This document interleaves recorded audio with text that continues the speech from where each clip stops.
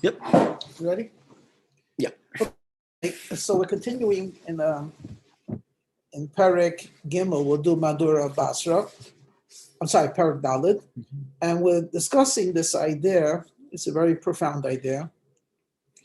And that is, we know that Hashem speaks, and Hashem does things.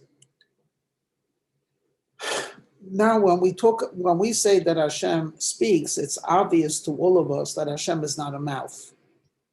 But the question is, when Maimonides, when he described Hashem, he described them as he is the knower, he is the knowledge.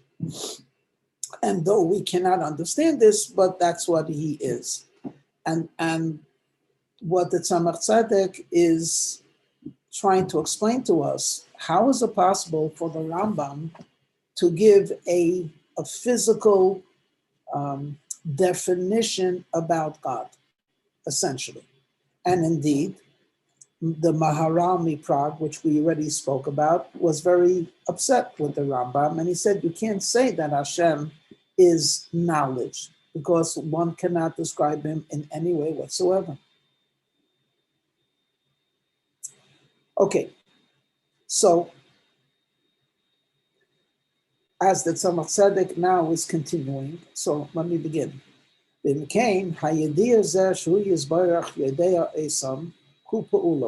we have to say is, when we use the expression that God knows, it means it's an activity in which the activity that's taking place is knowledge. It means he's doing the act of knowledge. He knows what's created, and this is a new creation,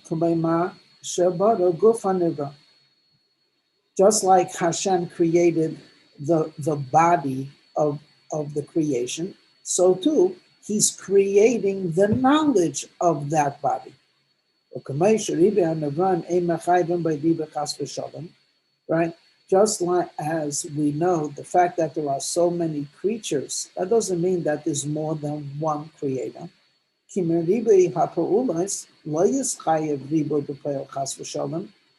Just because there are many things happening, that doesn't mean that there are many people doing it. The philosophers discuss this, but we could say that just as one person can do 100 different activities during a day, but it's still only one person.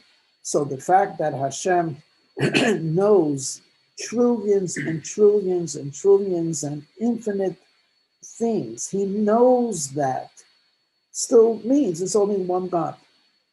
So to also the fact that there's an abundance of knowledge, which means that there are so many actions taking place. It doesn't mean, God forbid, that there's more than one creator. Because the fact that he knows what's happening in Africa, and he knows what's happening in San Francisco, and he's orchestrating events for both places at the same time, is nothing more than an activity, in italics, of course, it's not an activity, but it's an action that Hashem is doing. Even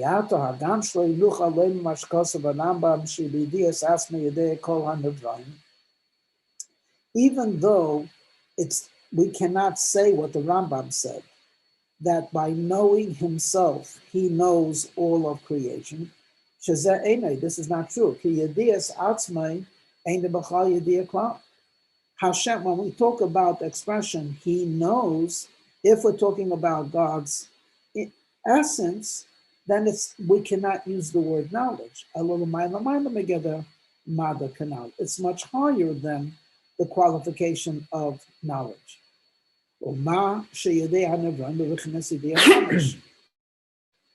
And yet, when we say he knows about the creation, that means he literally knows it.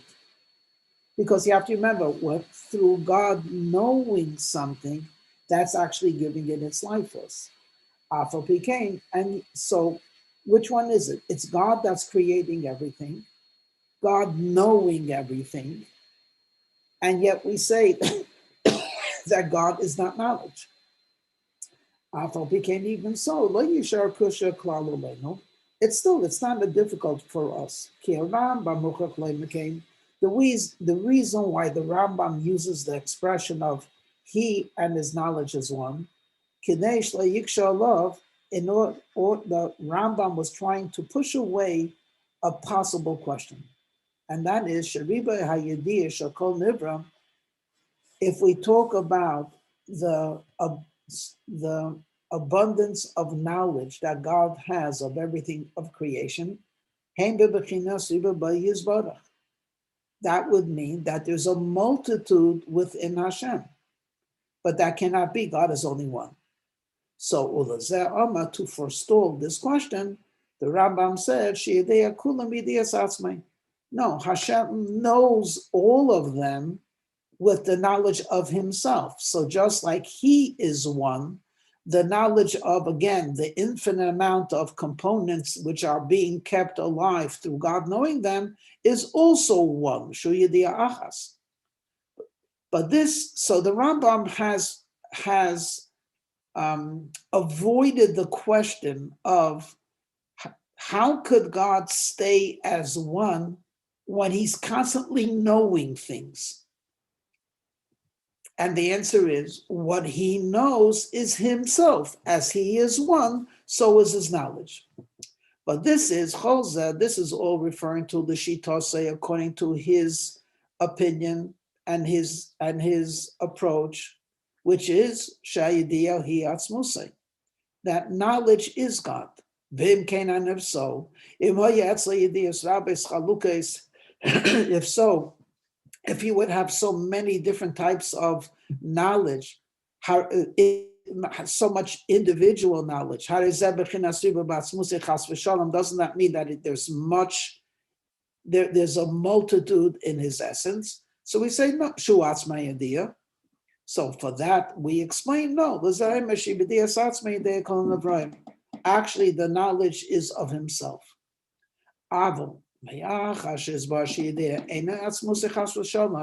But we already established that according to the Maral Miprag, which essentially is the way Hasidus is accepting, that Hashem cannot be defined, his essence cannot be defined as knowledge. So so then we have to say the fact that Hashem knows is not any different than Hashem makes the wind blow. We don't say, well, if the wind is blowing, there must be more than one God. We say, no, this is something Hashem is doing. If that's the case, if it's nothing more than an action, so is knowledge. Knowledge is also an action. So the multitude of knowledge, of things of being known, does not necessitate more than one. And if so, we could say he really does know every creature.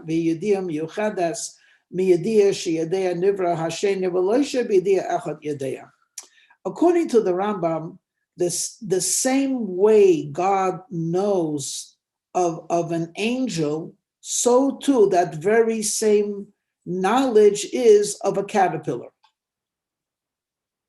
Why would we say that? Because according to the Rambam, we could say that God is knowledge, but his knowledge is beyond any physical or spiritual limitation. So how would we preserve that God is not changing, but he is one? By saying that all of the knowledge that he has, past, present, future, celestial, and earthly, it's all one. He knows himself. But according to the Maral Miprag, Hashem is not knowledge. If Hashem is, when I say, it's not that he doesn't know, but one cannot say that God is knowledge. Once we say God is not knowledge, we don't have a difficulty in saying he, just like we say he created a tree and he created a stone, we could say he knows about the tree, and he gives it life, and he knows about the stone and he gives it life. It's not a question about, doesn't that mean there's more than one God? No, just like there's one person who could do so many different things. Because Riba Hayediyas, Haim Beriyas, Devan Rabban, the knowledge of the many aspects or the many types of knowledge is actually creating many things. Hanikra Yediyah Kolechad Kamaisha Beria Guf Hanivra, who Beria Chadasha Veribuyan, just like a person who can create many things, but there's still, that doesn't demand, just because you see, let's say you see you see a block of wood, and you see a painting, and you see a kugel, you say, well, these are three different things. Probably three different people made it. No, maybe one person made all three. So the same thing is, according to the Maral Miprag, Hashem uses knowledge like a vessel. So the fact that he knows so much is not adding to his oneness, and it's not a contradiction to his oneness. Whereas according to the Rambam, Hashem's knowledge is a sort of a definition, if you can use the word, or sort of a description of who he is. So we cannot then say that there are different forms of knowledge. Rather, there's only God knowing himself, which is one, which includes all types of knowledge. So again, in one line, according to the Rambam, Hashem knows himself, and therefore everything that God knows is one. According to the Maral Miprag and his student, the Tesis Yantov, God is not knowledge. He's higher than knowledge. We believe he's beyond knowledge, and therefore we have no difficulty in saying that, yes, he knows about an angel and he knows about a stone, and these are two different types of knowledge that's keeping each one alive in their unique quality. Now, until now, the third Rebbe of Chabad was explaining the disagreement between the Tosfos Yontif and the Rambam. But now he will explain, the third Rebbe will explain a Hasidic interpretation or a Kabbalistic interpretation that sort of preserves both opinions. So now he begins. Even though the Rebbe is saying that the moral is correct, but Masha Kosov, the way he says Sheyidia Eina Asmusai, that God cannot be knowledge, he's exalted a much higher from the limitation or from the definition of knowledge. I guess as we have spoken, and if so, if Hashem is so much higher than knowledge, then so when we say that God knows, it would be the equivalent of us saying that God created physicality. And how do we know that? How do we know that knowledge, which in a human being's perspective is the highest form of non-material, it's the highest form of spirituality, but for Hashem, knowledge is as physical as a stone, because it's pointed out that the verse says Hashem made everything with wisdom, but we interpret deeper that wisdom and making, wisdom and creation is the same. Actually, wisdom, God made or God fashioned everything with wisdom, just like what he fashioned is physical, so too is the wisdom that he used to fashion it. And yet there's a difference. Even so,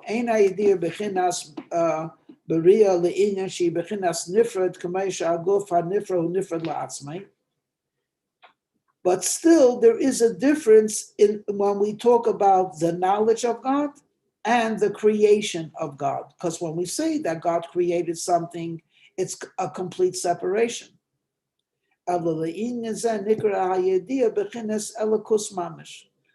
when we say that Hashem created wisdom, so the activity of knowledge might take place, that what he created, which we just now called chachma, wisdom, that is actually a godliness. Kalaima, sheyedia shaloi. It's his knowledge. Shuhi yizbarach asa atzma yedeya. He made himself to know.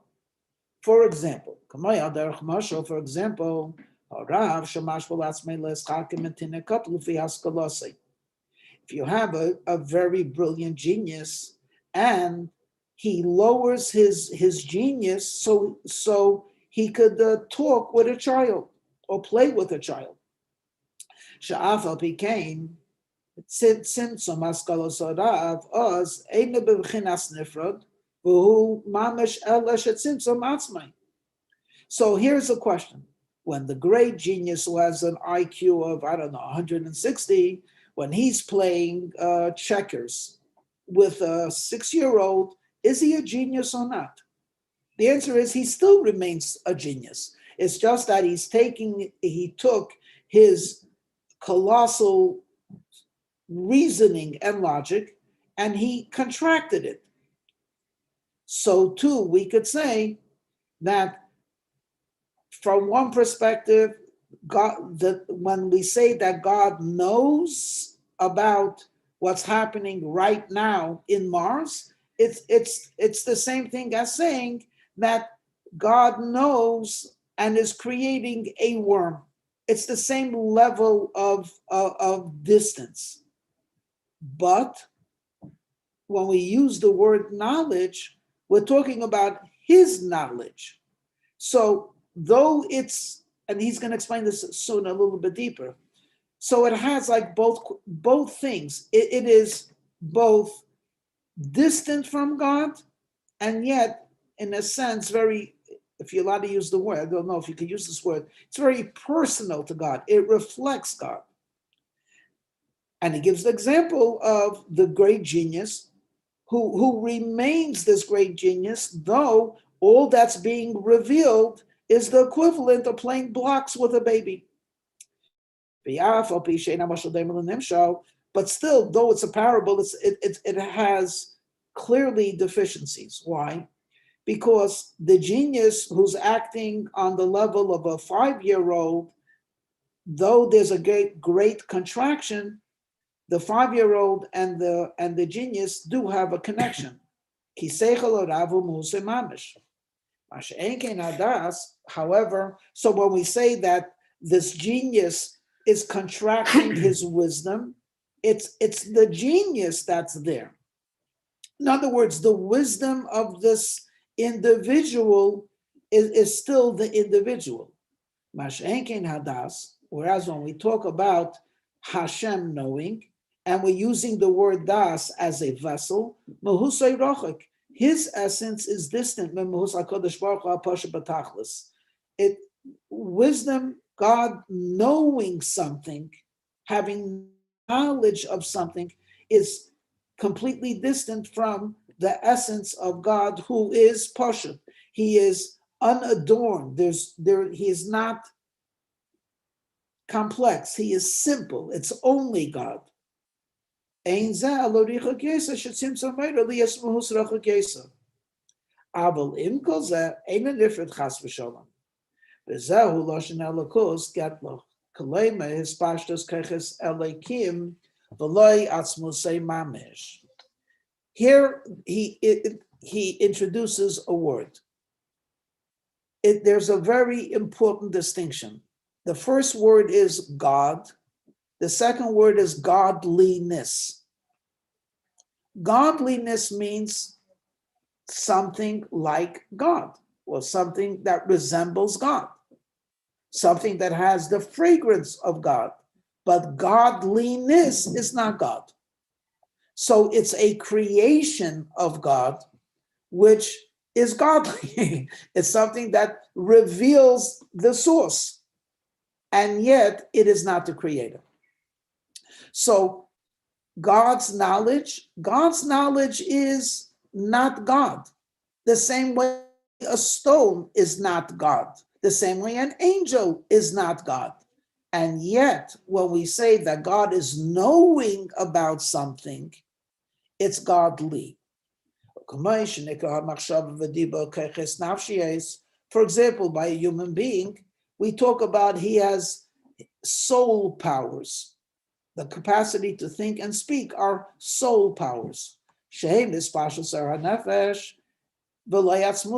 person is not thought, a person is not speech, but a revelation of his life force is speech and thought. And so though it's not the nefesh, it's not the soul, but yet it manifests the soul, so it's not the soul, and yet it's not separate from the soul. And therefore we could say, it's possible, the fact that Hashem knows about a creature, about the creation, it's him knowing about it means he's keeping it in existence. Because this knowledge, even though in regards to the essence of Hashem, it is distant, as the action, as the creature itself. That's referring to the distance to his essence. Still, because it is not his essence, but it is his spashos, his expansion. It's a godly expansion.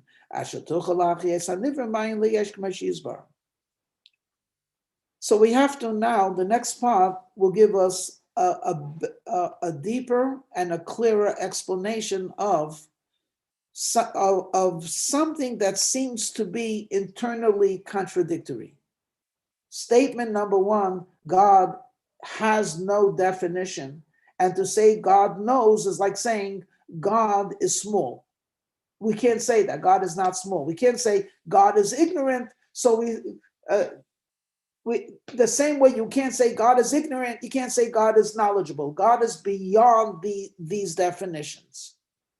And yet, there's a second statement that God uses the utensil of knowledge to actually create.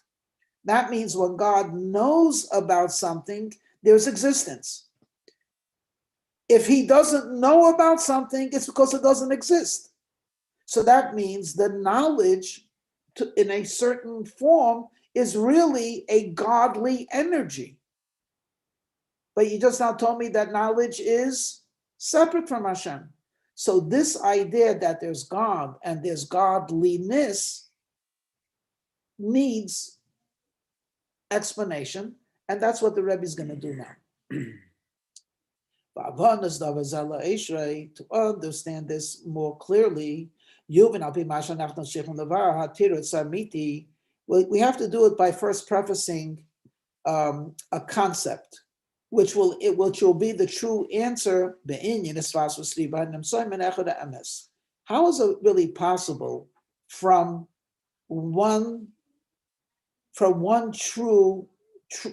the trueness of one to have so many? At first glance, it is difficult.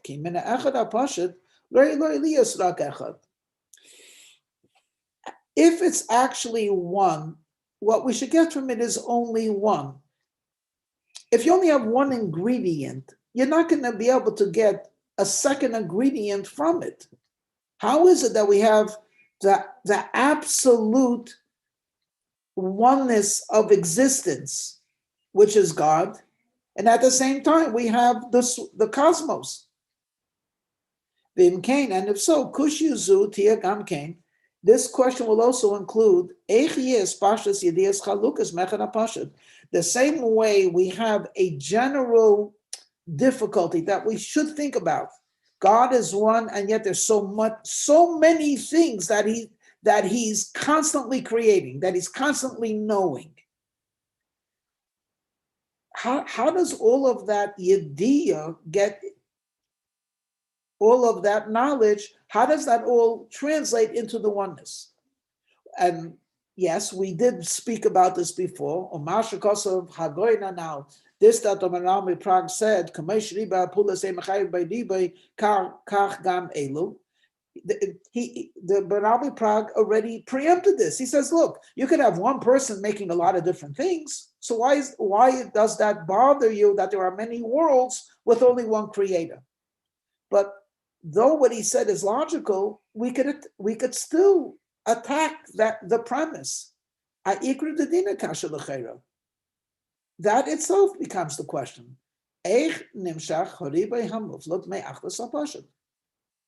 You see, when a person does many different things, first of all, the person is not one. He's a product of father, he's a product of mother, he's a product of society, he's a product of education, and he himself has different parts to him. So when he's in a creative mood, and a lazy mood, and a happy mood, and a sad mood. So he's actually one person that has a lot in him. So therefore, he could create a lot of different things. But Hashem is the true one. There is no one in creation, which is truly as one as Hashem is. So then it just doesn't seem correct. How could from a oneness come multiplicity? So the true answer to this is what King David's saying, and he said, Hashem, ma'arabu ma'asecha Hashem. How abundant are what God did. God made so many things in abundance. Kulam b'chochma sisa. All of them were made with wisdom. Kalaima, King David is saying, be'emes hayapliya. King David himself was in this sentence is actually dealing with this conundrum. How could it be that there's so many things? But King David was a great Kabbalist. He understood godliness like very few people can. And he answered, he responded, the abundance doesn't come from the oneness. The abundance comes from wisdom.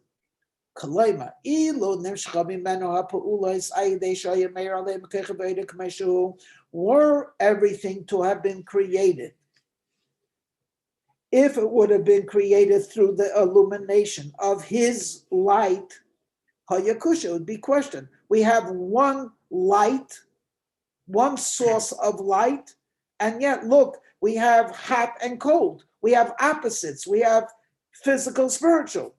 That would be a question. How do you get from one so many? But we say no. It doesn't come in a direct form without a filter. There's a filter. The filter is called wisdom. He created everything through the intermediary of wisdom. So it's God's oneness, which is being enclosed in this, he'll explain soon, in this vessel called Chachma, or this instrument called Chachma, and through Chachma, he's shining and influencing creation. Once we're already talking about that God is creating through something that he created, like a vessel, like a glove, or something to that effect. So now already from wisdom, we could have already separations. Because Chochmah is not one. It's not absolute oneness. It doesn't include everything. It's wisdom and it's not kingship. And so now once we say that Hashem is influencing, creating through Chochmah, it's not impossible, though he is one. You can have a lot of things coming out. If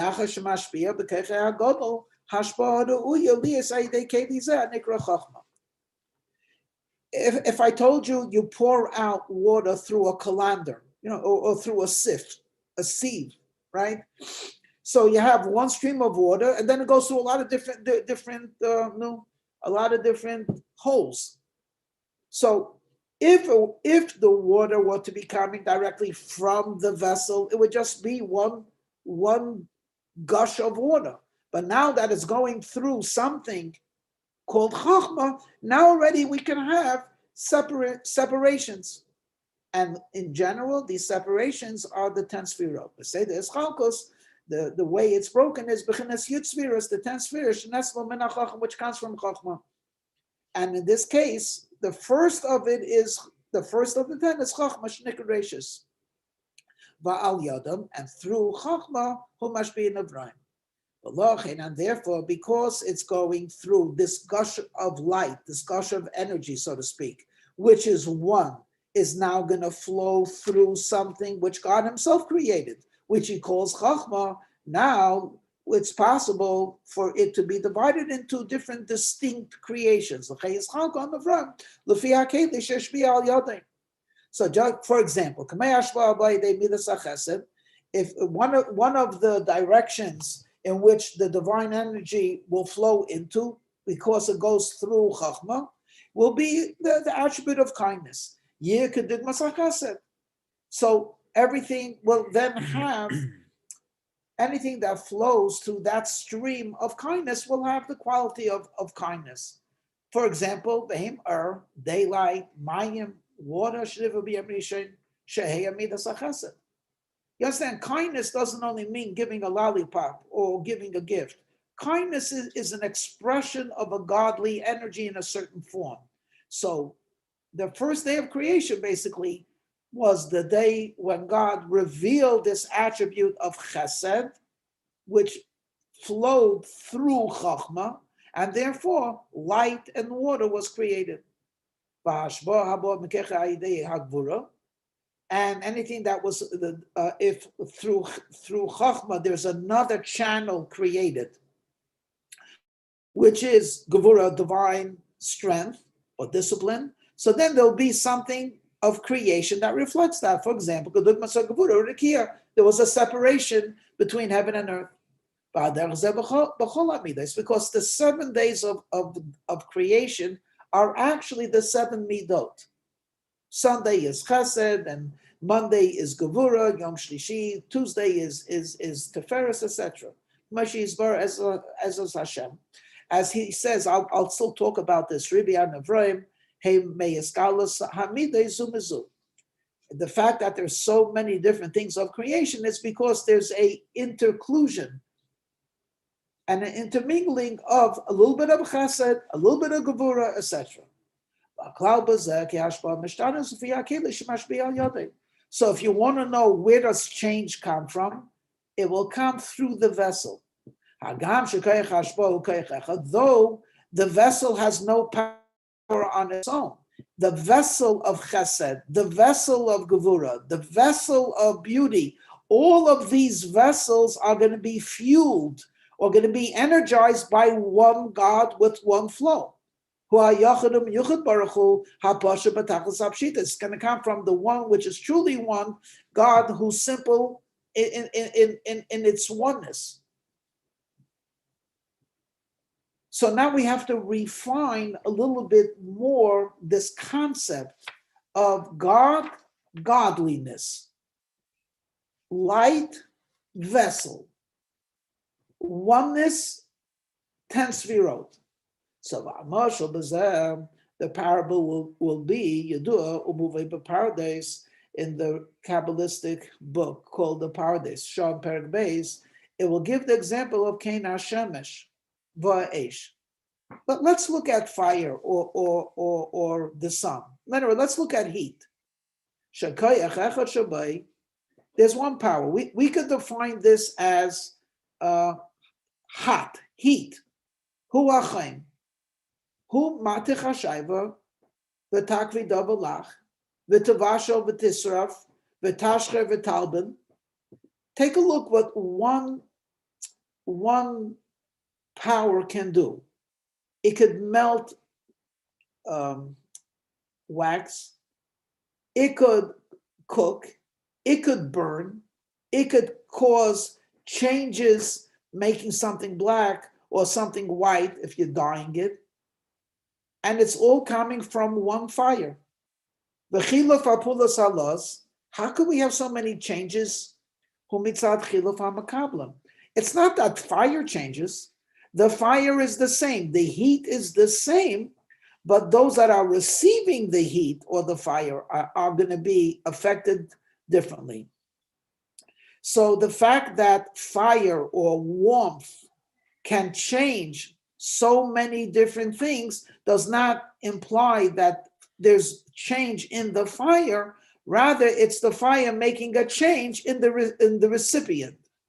So all of the makablim, the changes of those that receive, doesn't mean that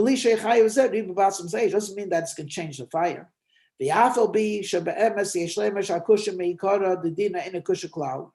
Even though we could say to begin with, it's not even a question.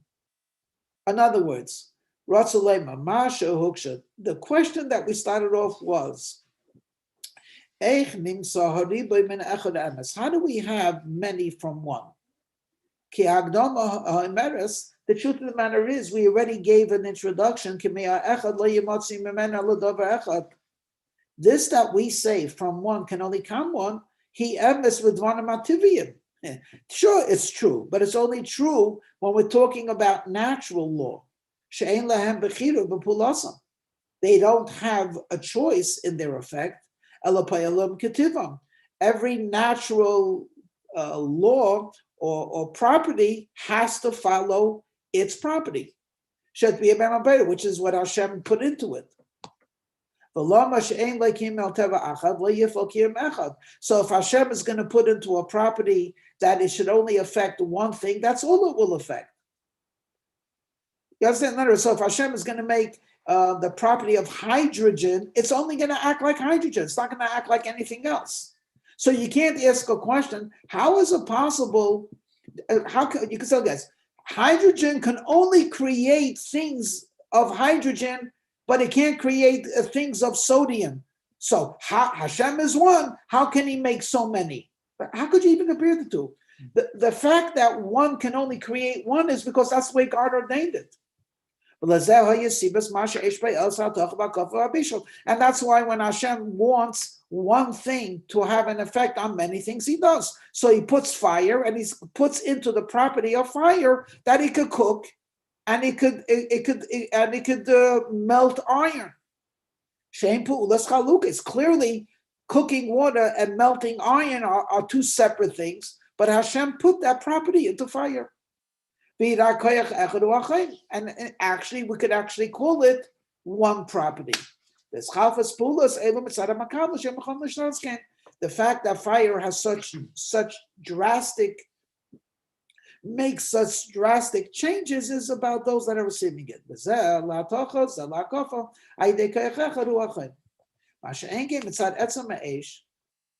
Whereas in terms of fire, the same thing is, Hashem put fire can have an effect on many things, but there's only one property of fire, and that is that it's hot. That's the nature of. But you can't apply the same laws that apply in nature to Hashem, who created nature. Hashem is truly one appeal, but he does whatever he wants and he chooses. So even though he's truly one, if he wishes, he can do many things. And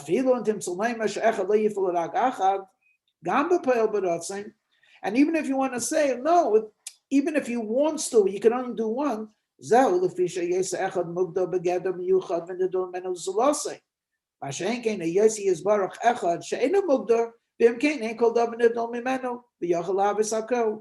Basically, he's saying that the whole question, which is an interesting philosophical question, and he gave an answer that it's that the from one it turned into many through the filter of the 10 Sfirot, through the Chachma, it's not even really a question to begin with, because Hashem could do anything, because Hashem chooses to do what he wants.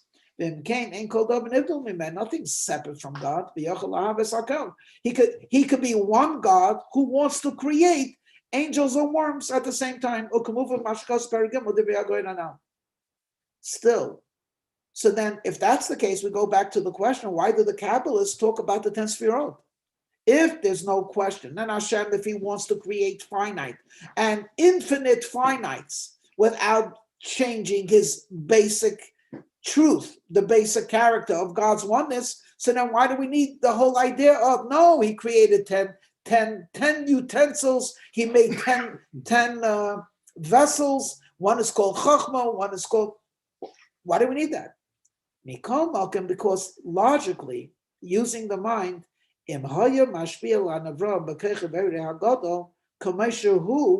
were he to have actually created directly from his light, which is in a great light, the way it is by him, so they would have the characteristics of God. Though they're creations of God, they would have his characteristics. That means there would never be an end. There would also be so many, there'd be no end. In other words, the concept of finite logically should not exist if everything is being created directly through the infinite. If it's created through the infinite, then it's a part of the infinite. If it's a part of the infinite, where do we fit in? Where are there trees? There's no room for anything.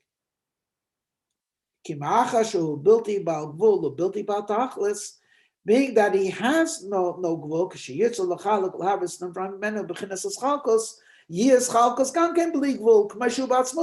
so you'll say, well, God can do anything, so he can make many separations. But again, if it's all infinite, that means be infinite separations.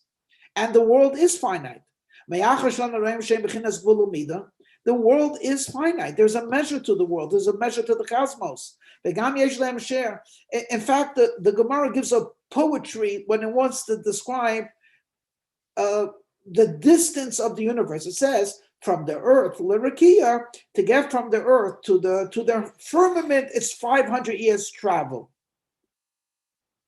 So obviously 500 years, let's say light years, 500 light years means for us infinite. But no, the fact that it's 500 light years means somewhere, theoretically speaking, there's an end. And we know that there is a measure to where the ocean begins, where the ocean ends, where dry land is. So there is a finite world. Were this to all have been created from the infinite God without any filter, without any level of chachma, which is like asiya, which is like action, then it would be difficult to imagine a world. But now that we say Hashem created a vessel, the definition of a vessel is something of finite. Wisdom is not beauty. Wisdom is not strength. Wisdom is wisdom. So once he created the vessel of wisdom and the divine infinite light is going through this vessel of wisdom, now we have the possibility of finitude, of having something which is finite and distinct from something else. Which are the 10 garments. These are the 10 garments. Hashem, as if to say, used 10 garments to create the world. And because these 10 garments, which you call the 10 Sefirot, are separate, therefore there are 10 differences. This idea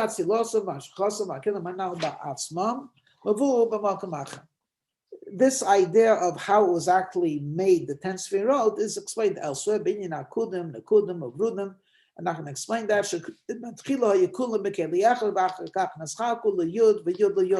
Essentially, we keep dancing around, is it possible to have from one absolute oneness to have many? And the answer is, from absolute oneness to many, you can't have without the 10 Sefirot. But how do the 10 Sefirot exist in the infinite? So it's complicated. There's akudim, nakudim, vrudim, where the 10 sfirot are one, and then they get divided into 10, and then 10. So this true concept of the 10 sfirot is also the answer to the question. This how do we get many from one? It's true, we don't really need this as an answer, because we said before Hashem could do anything essentially, and the fact that from one you can't get two is only in the physical, natural characteristic that God created with that limitation, which doesn't exist by Him. But still, if we want to use the concept of the 10 sfirot, the question falls off. Now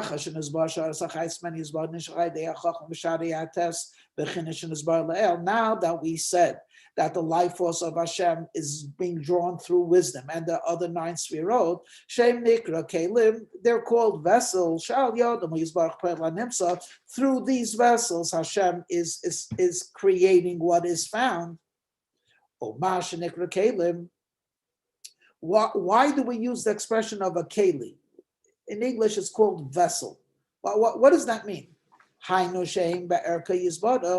Because we wanna convey the thought that what this filter that I used the word before, filter, this idea of something that's going to screen from absolute oneness to allow for more than one, has to be a type of a screen, and now I'll use the word filter, in order that it should be be'erach. It has to be proportionate. So we use the word vessel. So in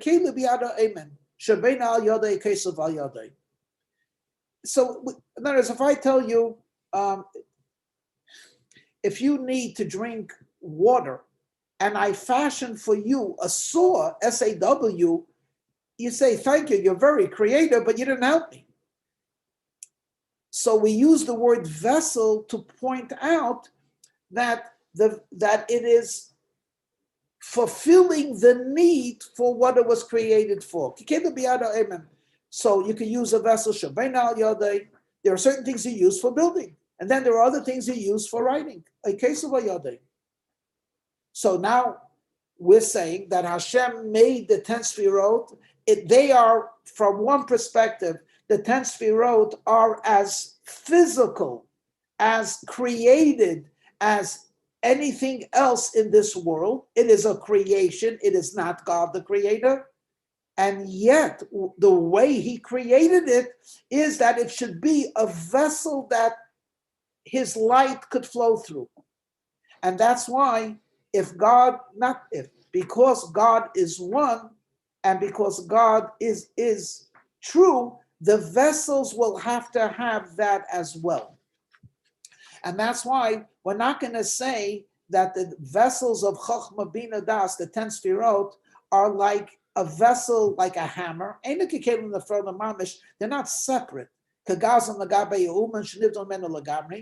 words, let's say he likes to use the example of the wood chopper. So he's using the axe to cut down the tree. And yet he's so far from the axe. When he finishes work, he puts the axe in the garage or in the shack, and then he goes and he eats dinner. He and the axe are completely separate. So when we say that Hashem created Chochmah, on one, yes, He created Chochmah to affect something in creation, just like there's an axe which the wood chopper uses to cut down the wood. But it's not like an axe, because the axe is completely separate. There's no connection between the axe and the wood chopper. Whereas the 10 Sfirot, Hemelukos Mamish, they're actually godly. Kalema, to say, Sha'chochma hazais, this wisdom, Hichochma say Mamish. It's through this vessel, it becomes God's wisdom is being absorbed. When we say that God is using an axe, He's using a vessel of kindness, but once He uses that vessel, it becomes He is doing the kindness.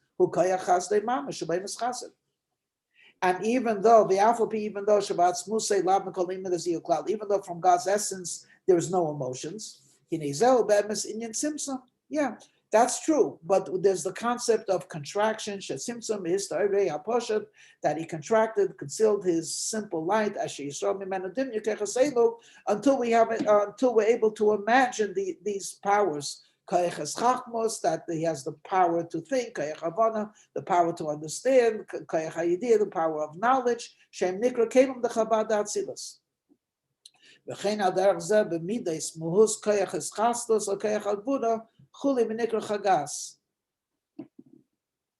So, is God kind? Yes, God is kind. Is God kindness? No, he's not. When he expresses himself through the vessel of kindness, then it's he is kind. But God is not kindness. Kindness was created. And going back to something that he said earlier,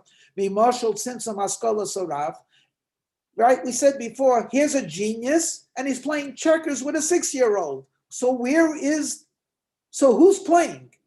The genius is playing. But the wisdom that's being expressed is obviously not the genius.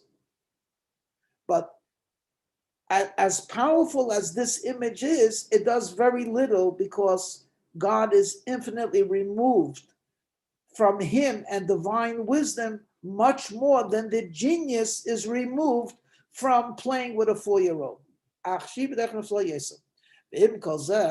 With all of this, so the vessels cannot do anything on their own. It's Hashem working through them. He counts wisdom through Chachma, and through knowledge. He has kindness through Chesed. The effect, it's just going through the vessel.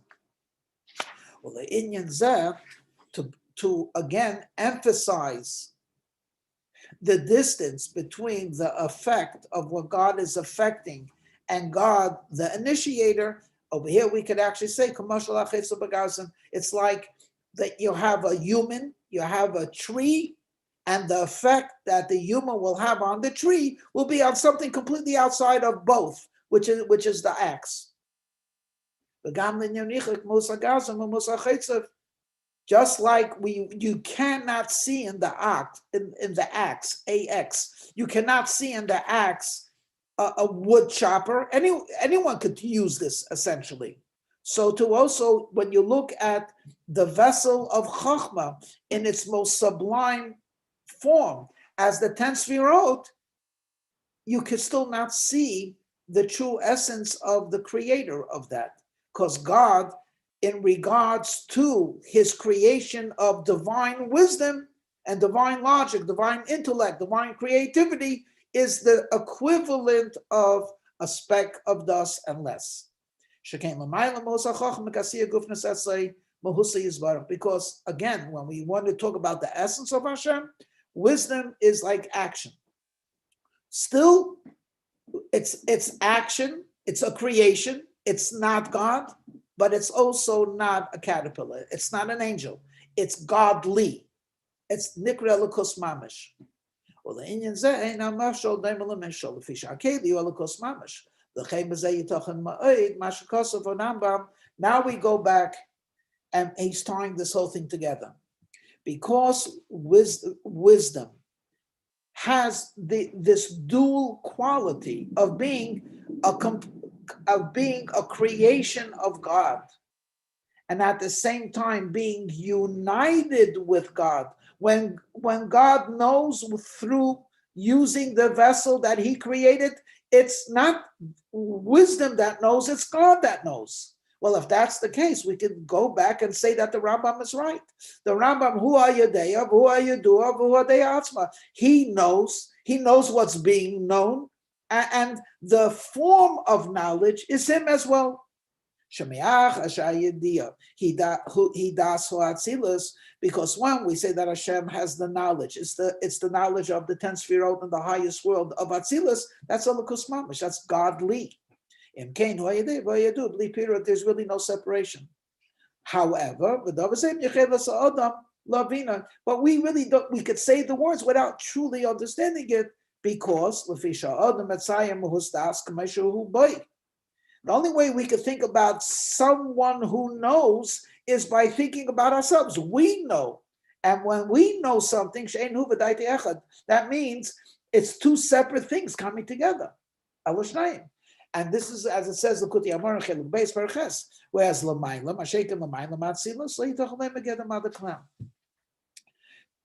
but when we talk about higher than the 10 spheros, then we can't say that God knows. I know Peter Shidias Asma Shanef al Asmai Shem Mada, Haino Bechinas Keli Datzila Shem Alakos Mamish, Vemekeda Achayas Chalon Avraim. In other words, when we use the expression of God knowing, and what he knows doesn't add anything to him because he's knowing himself, this is referring to the way God reveals himself through the Sefirot. But when we talk about higher than the Sefirot, then we cannot say the word knowledge about God. So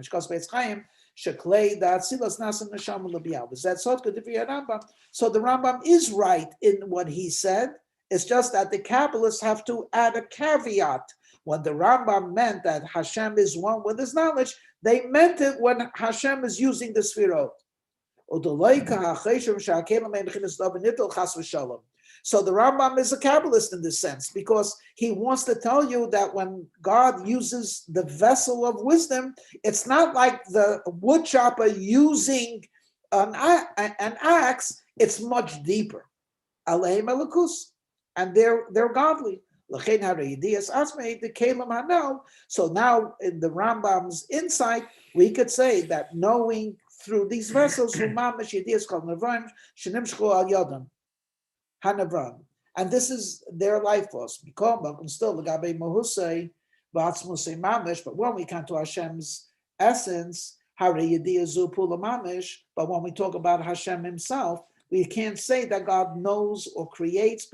You can't say he is the creator. God is greater than being the creator. Just like creating anything is an action, so to speak, that God does, the fact that God knows is also an action. And it comes through the vessels. And with this, so we made peace. The Rambam is right. The Prague is right. The Rambam is right that God is wisdom, referring to the vessels when he uses the Sefirot. The Manal Prague is right when we say we cannot say that God is wisdom and God knows, it's because he's referring to the level that precedes God creating the Sefirot. Ba'aflogis Musa Yedia Gamke Bamar Shemischaz Imay Veratzalema Ima Ores Hamslabeshes Bok Meshis Bar as Hashem. And in other words, he's sticking up for the Rambam by saying, because the unity between the light and the vessel is so powerful, we could actually use the expression that it's God that knows. Shuhu Ayedeya Buayedeya. The Ganshe B'Dias Atzmai, by knowing himself, Yedeya Kolon Avraim Ushneim Divrei Elikim Chaim. Both of these great people, their words are the words of the living God. The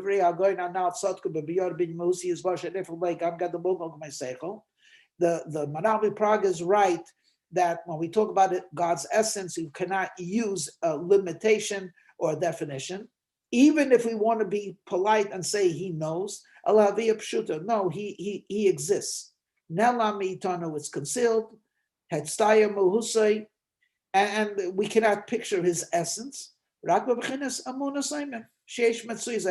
we believe that there is such a truth.